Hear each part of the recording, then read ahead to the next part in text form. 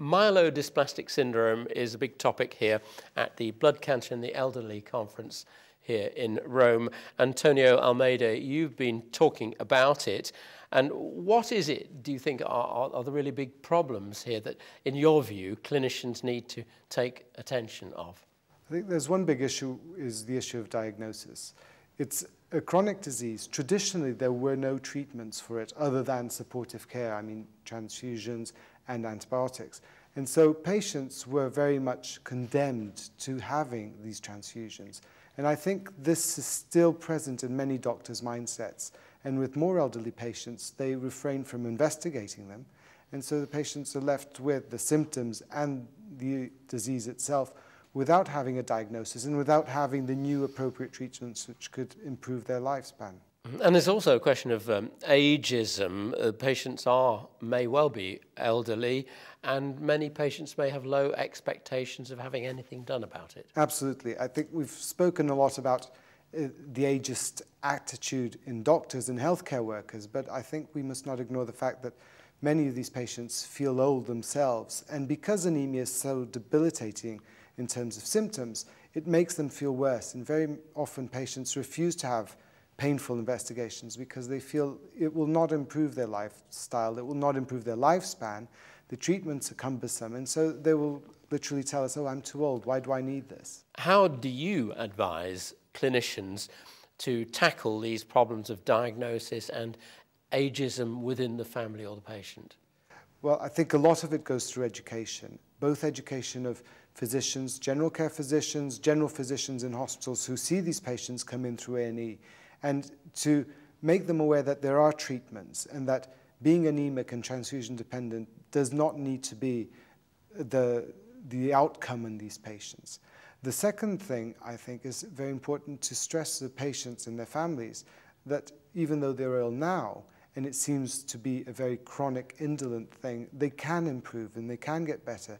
And patients when they become transfusion independent, their lives are transformed, because when you're having transfusions, you have a peak of hemoglobin, then most of the time you are well below your comfort zone until you have another transfusion. So it's only a few days in which you are in a comfortable, healthy state. Whereas when you become transfusion independent, your hemoglobin is always high and your quality of life improves dramatically. What are the treatments that you recommend for older patients? I think before deciding on the treatment, the patient does need to have an accurate diagnosis, because there are two classes of MDS patients. We have the low-risk patients and the high-risk patients. And I know I seem to be stressing the diagnosis, but without a bone marrow, it's impossible to make these decisions. For low-risk patients, there are lots of new drugs such as lenalidomide and other new drugs that are coming, as well as growth factors that may greatly improve their lifespan, their transfusion requirements. And for higher risk patients who have highest risk of transformation to AML, the new demethylating agents have been very successful. And certainly I don't think any high-risk patient should go through a clinic without being considered for hypermethylating treatment. It improves lifespan, it improves survival, and it improves quality of life, and I think it's very effective. How much evidence is there that you can hold back this tendency to progress to leukemia, and are there other agents and other new therapies that might do it? Well, with the hypermethylating agents, the new trials are very conclusive, and they certainly show with azacitidine that there is an improved survival compared to any other treatment that we have.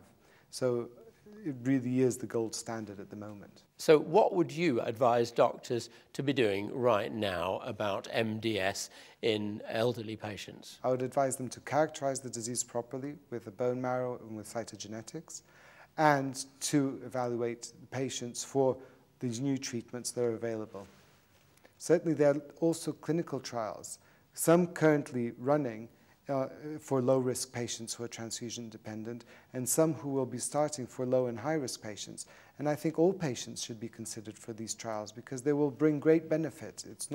They're not shots in the dark. They are trials with known benefit, and that will help patients now and in the future. It's a difficult disease, though, isn't it? And not all that well understood clearly by the public and indeed maybe by doctors.